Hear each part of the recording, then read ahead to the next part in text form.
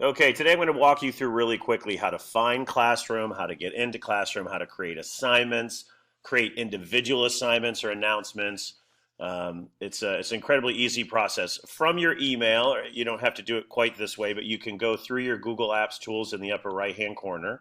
And you can see you got your Drive, Mail, Docs, Photos, um, all these different things, sheets and slides, forms, YouTube channel. If you scroll all the way to the bottom, you see Classroom. Classroom is only available for educational institutions, so if you have a private Gmail account, you will not see it. You'll have the other tools, but not this one.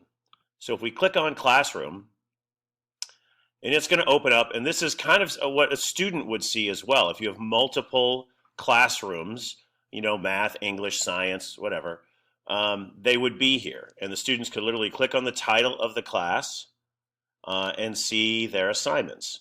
And their assignments are pretty easy. And if we switch to even programming, you could see here I've got a few more assignments in this class. We're just getting started in the second semester, obviously.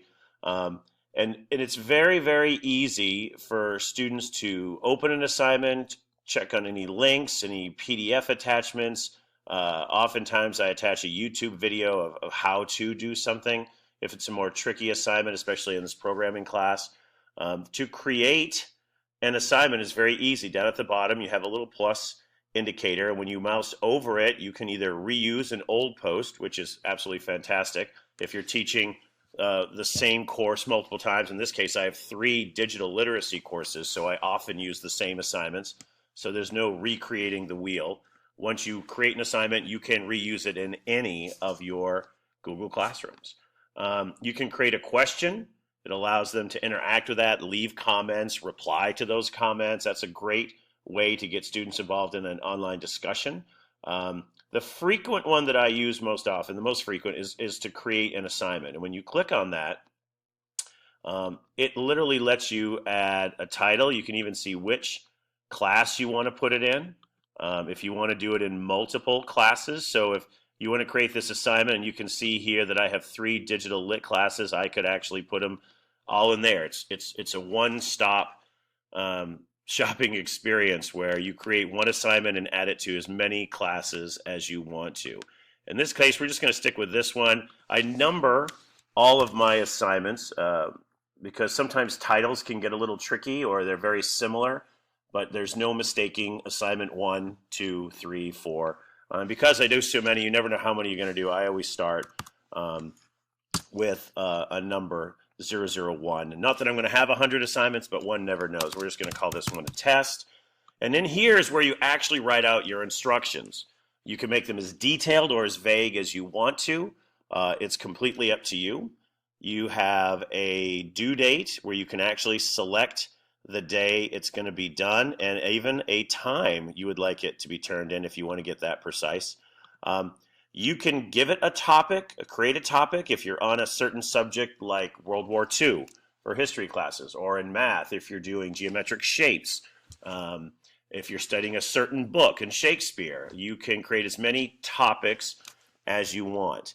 Now, what's great about Google Classroom is that it's tied to all of your Google tools. So if you have created an assignment, say you worked it in a Google Doc, and you wanted to add those instructions, you can do it right from your Drive. So to show you again, you come down here, you go to the Drive symbol, and you can see that it's tied to all of your Google Drive content. So if you go to My Drive, there's recent, upload, My Drive, starred. If you were looking at something and you want to work on, say, I want to put this checklist in here, that's the assignment I was building for them. You click it, and there it is. If you want to add a YouTube video, it's incredibly easy. You click on the YouTube symbol, you find the web address of that YouTube video. There's no real complication there. You just copy the link, kind of like right here, and paste it in here from a YouTube video, and then click Add, and it will add it down there as well. It's an absolutely easy and fantastic way to not only assign work, but also to collect it.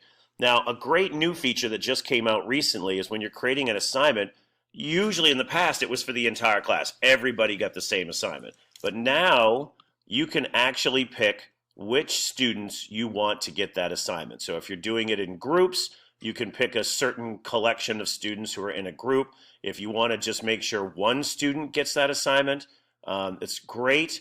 It's a great opportunity for teachers to really use some differentiated instruction, especially in group work. If each group is working on a different part or a different assignment, this allows you to really pick which kids you want to do what aspect of the assignment. Or the default setting is all students, which makes it really, really easy. Of course, you can attach anything to this, any kind of document that you want. You can go online if you find a link to a website you think might be helpful to them. All can be attached from this perspective right here. Now, when you attach documents from Drive, you actually have choices. Now, this is a spreadsheet, like a checklist. We're going through some Google Apps tools. You can make sure that all students can view it. You can say that all students can edit this file. In other words, each student, the whole class would be sharing this one doc, or you can make a copy for each student. So instead of you having to do the work, it will do it for you. Every student will get their own copy, which will be in their Google Drive of this assignment. So you click Assign, and the assignment is posted right here. And you can even tell who has not done the work, who has turned it in. If I show you some previous assignments, for example, you can see this. We're doing some programming challenges. I attached a PDF of instructions. I attached the website that we're using right now, which is just some Scratch.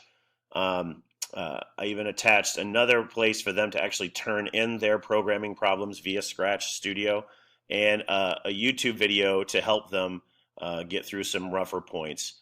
You can see here my instructions. I was pretty detailed, even told them how much the assignment was worth.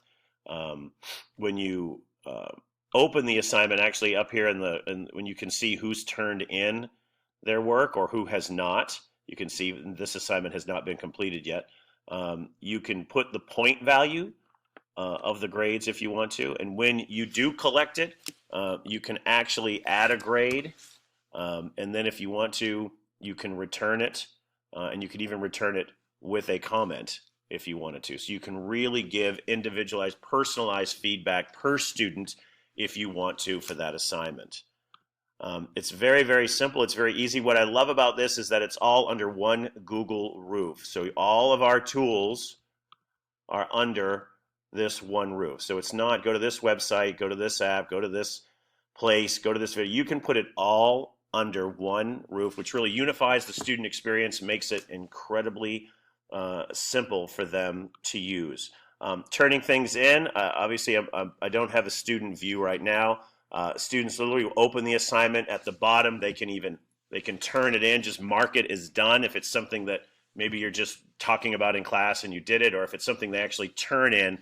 Of course, just like you, when they open the assignment or create one, they have access to all of their Drive content. So they can attach a link, they can upload a Google Doc or a spreadsheet. Very, very simple, very fast. What's also great about Classroom is the fact that it's app-based. There's an app for Android and iPhones. There's an app for the iPad. Once you log in, you're always logged in. It's a touch of a button. Students have access to their Drive. They can actually get the assignment, complete the assignment, and maybe it's like if you're writing a poem and you create it in Google Docs, they can upload that doc right to Classroom and turn the assignment in. And the teacher is notified when that happens. What's great too about Classroom is it's tied to their calendar. When you add an assignment, it adds it to students' calendars on their iPads and iPhones. So when they turn an assignment in, you can actually see that they have done it. You can see 14 of them have done it here, and you can actually see their work. They added attachments. For example, here's Claire, and she has 2 attachments to 2 programs that she did in Scratch. And so I can look at those. I can immediately assess that. I can give Claire a grade and say, hey, great job, 30 points, and return it to her with a comment if I want to, letting her know how she did. When you do return work, or even assign work, students get a notification on their mobile device. It tells them that, hey, I've added an assignment, or hey, I've returned one. There's no need for students to seek out that information. The notifications will tell them when it's actually done. So no more running to a website, logging in, surfing to that particular class and finding it. It actually notifies them, gives them a link. They can click on it from their iPad or iPhone, and it takes them right to classroom and to that specific grade. So that's it in a nutshell. I know I went really fast. It's about 10 minutes. I'm available if you guys want to learn more. There are various people around campus who are using it. Reach out to them. If you don't know who they are, email me and let me know. And if I can't make it, we'll connect you with one of them. This is really a fantastic unified experience for teachers and students to really assign content and collect it. And it's also great for individual feedback for students as well on a particular subject.